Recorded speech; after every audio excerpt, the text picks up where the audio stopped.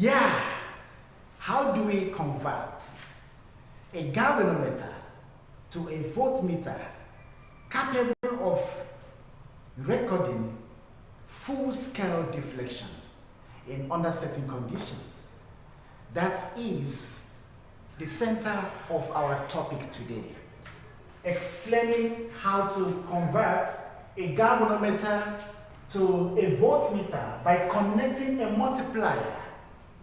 This is somehow different from what we learned in our previous lesson, where we learned how to convert a galvanometer to an ammeter.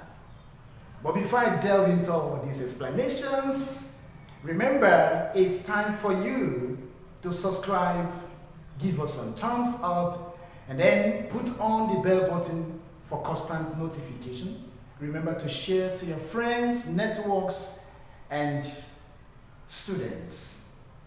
Now, the question is, how do we convert a galvanometer to a voltmeter, that this voltmeter will be capable of recording or reading full-scale deflection of any amount value assigned to it?